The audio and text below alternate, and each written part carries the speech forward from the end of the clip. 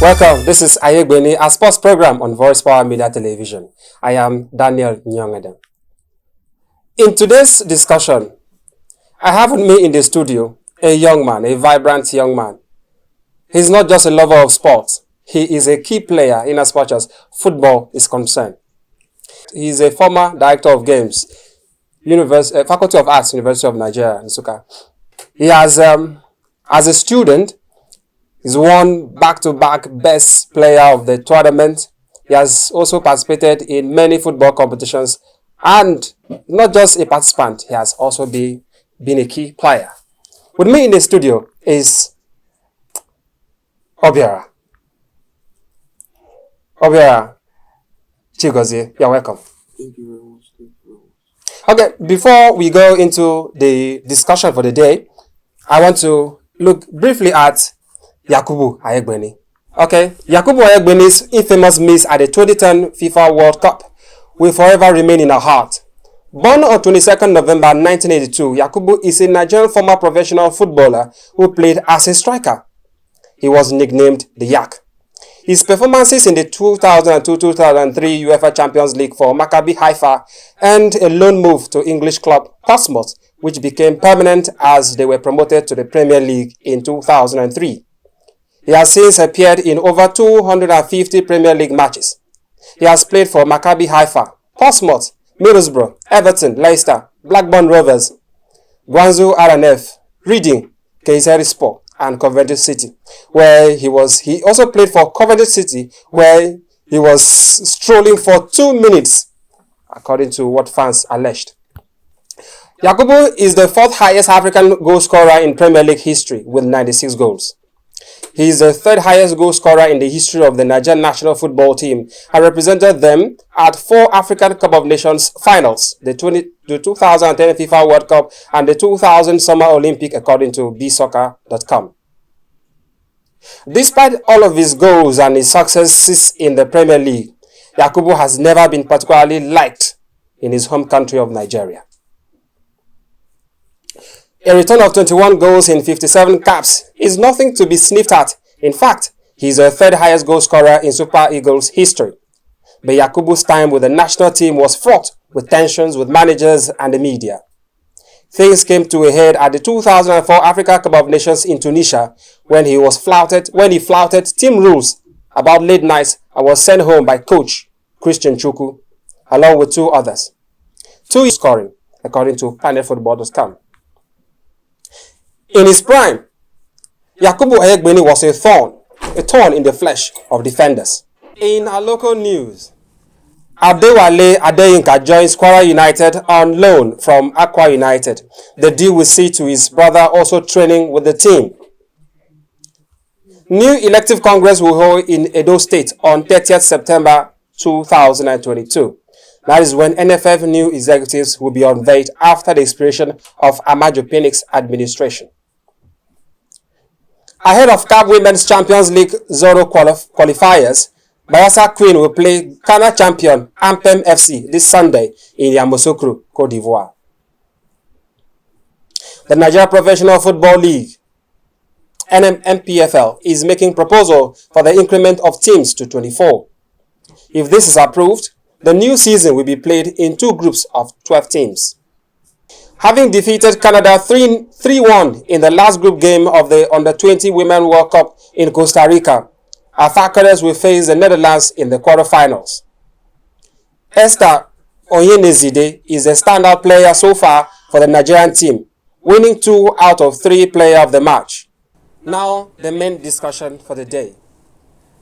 Alright, so, Obiora, you are a Manchester United fan.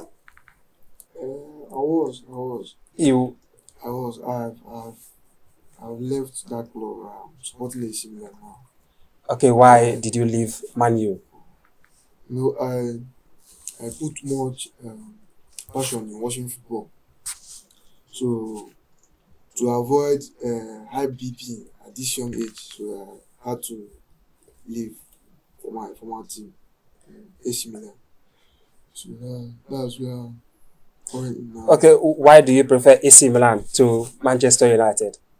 Okay, my first contact with European football, while I was a kid, 2005. Yes, AC Milan was the first team that I first saw. I didn't even know that there is something like there was something like a club side football. So I only knew about Nigerian national team, France and others. So when I was going to freshwater in a particular weekend like that, so I got across where people were gathered. I grew up in Nigeria. They brought out television in public so viewers can just view for free. So I managed to see what was happening in Europe, and that was when I met AC Milan. So there was, I think that's AC Milan Leon or AC Milan Barcelona. I forgot it, because I was very young then. So it means you were not all that accustomed to English teams growing up. Okay, or you knew about English teams before. So the first team that was in Champions League. Okay. The first team that I saw and I felt in love them was AC Milan. Okay. That's it. So I joined Man U because of the English Premier League popularity and the hype.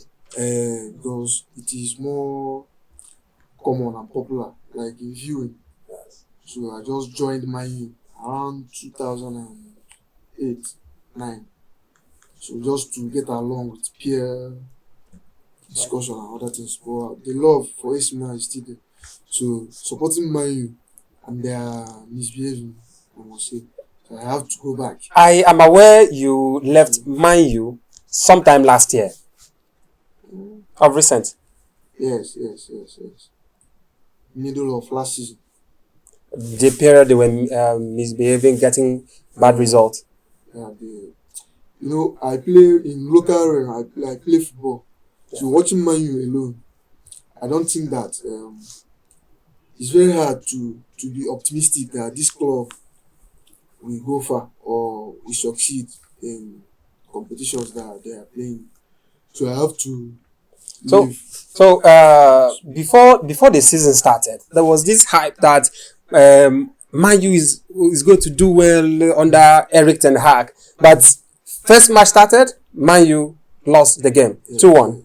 2-1. Yeah, sorry, I even predicted on my Facebook. I even predicted against Man U. Okay. Yes, I saw that. 2-1. Yes. I got the almost. Yes. I got the correct score. You got it correctly. Because I was there preseason. They are not. They were not convincing. They didn't convince. Okay, so the second match, they lost 4-0. Nobody saw it coming. How embarrassing was that? That was one of the which word will I use to qualify that performance? Is very disheartening. Ronaldo was in the match. A club like Man U can lose a match against Brentford. Like is like, if I want to give people instances, I will just say like how maybe Stars. Yes. Not that I'm degrading Nigerian league, but with what we've seen, Lobby Stars will beat Real Madrid in a final tournament or a final match to win a before the season started, you looked down on Chelsea. How impressed are you, or are you still disappointed at this stage of the competition? Okay. Winning one and drawing one. Okay, no, Chelsea. Okay, you are speaking because of my Facebook. It's not because of that. I just want to know. Okay, no, I don't have issues with Chelsea or their performance. Chelsea is a big club as far as football in Europe is concerned. In fact, checking from now till like maybe last 12 years, I think they are most successful club in Premier League. So I just throw them.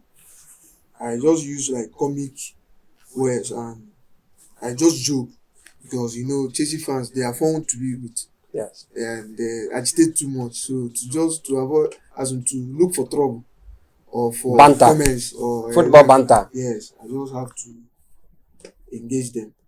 Okay. Looking at Arsenal and Tottenham, do you think they are title contenders or title pretenders? Okay. Let me start with Arsenal. Okay, Arsenal. They are very good. From the look of things now, Arsenal will go for about Tottenham. Tottenham will only make top four.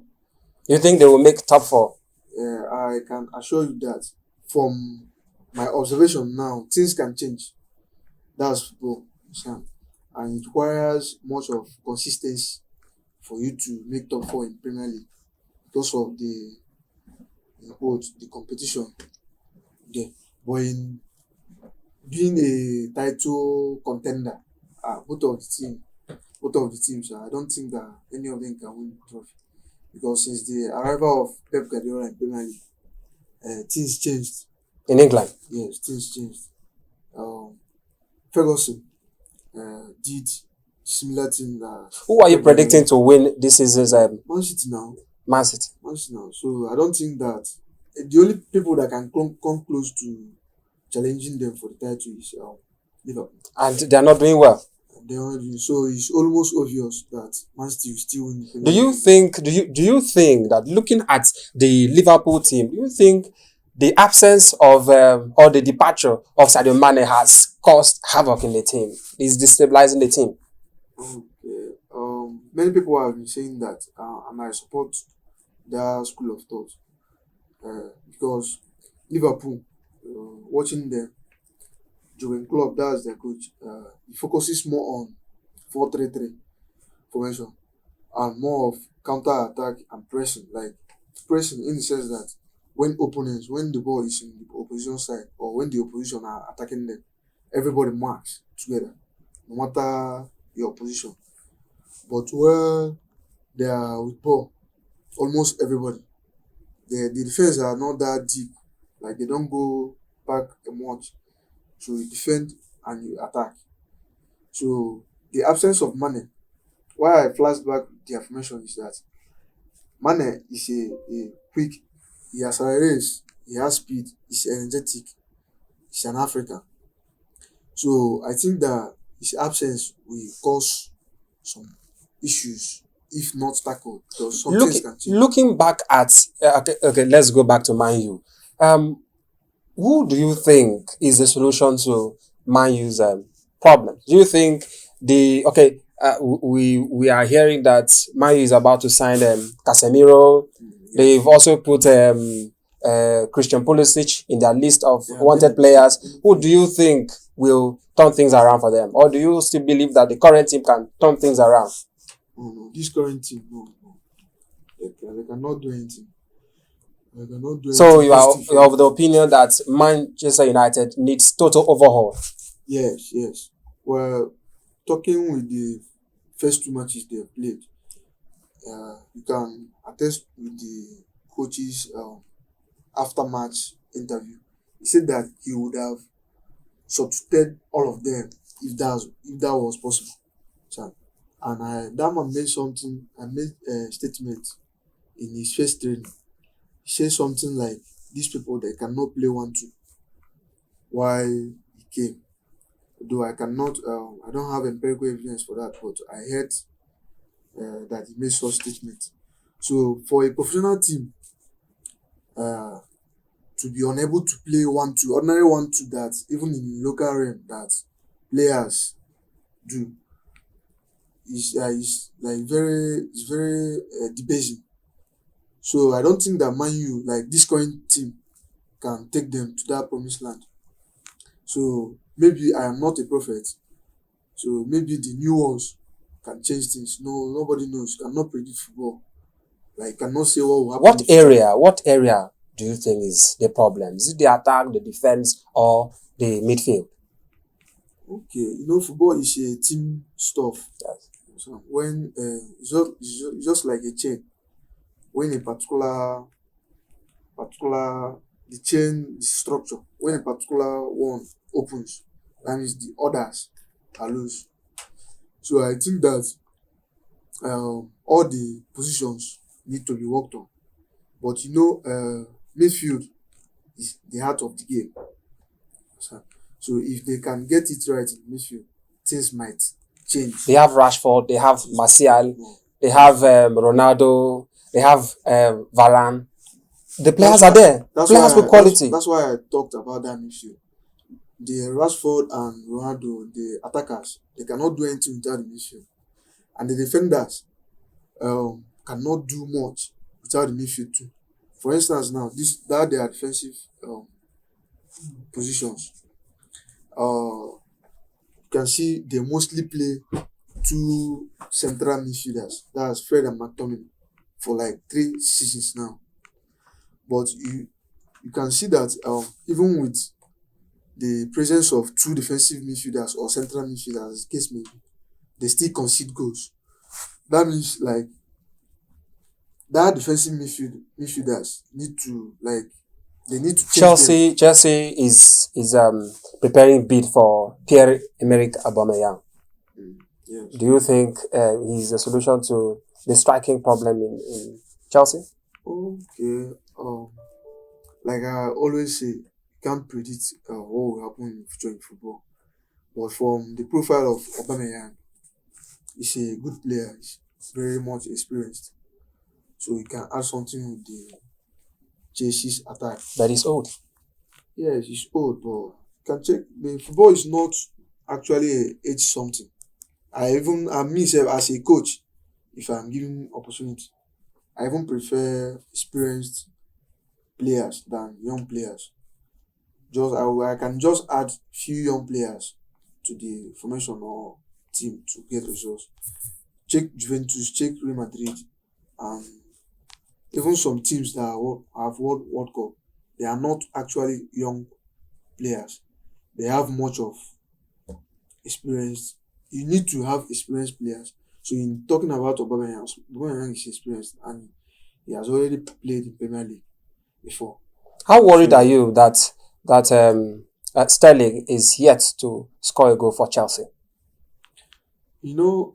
Chelsea's tactics under the current coach Tuchel, I can say, doesn't favor attackers. If you check the few months, it's not up to 2 years now, or getting to 2 years, he's been in charge.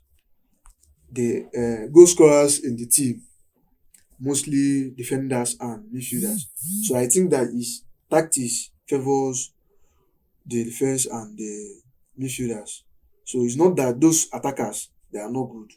See Lukaku now. Lukaku left. He's already scoring in Inter Milan. So I think that Aubameyang might do well if the coach will change that because the coach he likes containing opponents. He don't like conceding goals. Check the season that they won UCL, that's Champions League. This week, Tottenham is playing Wolves. What's your prediction? Tottenham Wolves. Yes. Tottenham will win. Yes. Will win. I think 3-1. 3-1. Yes, 3-1. All right. Crystal Palace, Aston Villa. Crystal Palace plays at home. Aston Villa. Yes, Crystal Palace is playing at home. Okay. I think that match will be a draw. You are going for a draw? Yeah, draw. Or Crystal Palace will win. Everton, Nottingham Forest. Everton, home. Everton is home. Okay. Everton, Nottingham Forest. I think it's a draw too. A draw. Because Everton has not been so good in attacking. And you believe back-to-back draw for 2 games that will start almost the same time? It's possible now. That's a football game. Anything is possible. Fulham, Brentford. Fulham is playing home. Fulham might win, but both teams will score. Okay, both teams to score. Yes. Leicester City, Southampton. Leicester City. Both teams will score. Both teams to score. Yes, both teams will score. The prediction. I can't say who wins, but both teams will score. Bournemouth, Arsenal. Arsenal will win. Arsenal is in a good form now. The winning margin? From 3 goals. 3-1, 3-0. No. Bournemouth might score. Bournemouth will score. Okay. So around 3-1. 3-1. Say 3-1. Yeah. Leeds plays Chelsea. Last season, it was a cracker. Yes. But you know, things have changed. Yes. They have released like few players now, this United. So I think that Chelsea will still win 2-0. 2-0. Yes. West Ham, Brighton. West Ham, Brighton. Both teams to score. Prediction? West Ham win or draw. Both teams to score. Newcastle, Man City. Man City will win now, of course. Man City will win from 3 goals up. 3 goals up. Yes. You don't see any chance of, underdog doing something. No. Man City will win. And on Monday, Manchester United is playing Liverpool. Okay. What do you see in the game and your prediction? That match, I see that match is somehow unpredictable. Okay. Because both teams, they are not in good shape now. But since they are playing Old Trafford, so I can give Manchester United win or draw. So I heard that the coach give them extra hours to train instead of going home. So I think that to get things right, and Liverpool, Man U is always it's just like a fight. Yes. Because of the old rivalry. Yes. Both had. Although last season was they messed Man U up. Yeah. So, but I don't think that with Liverpool's current form that they will win. But both teams will still score. Okay. Yes.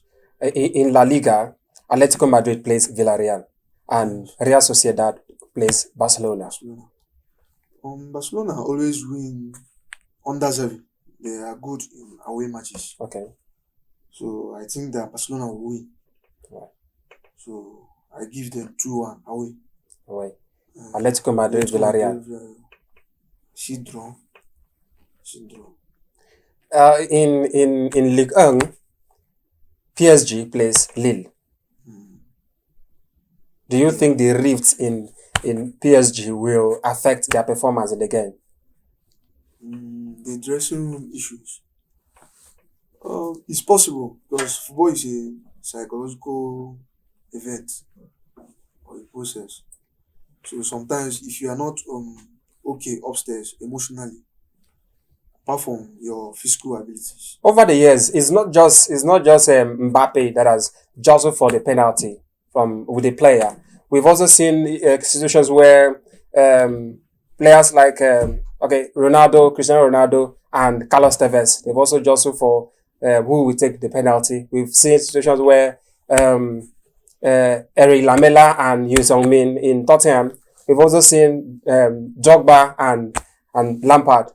Do you think this their current rift, will affect their performance?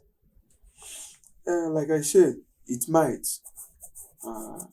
I said earlier that football is a psychological game. Yes.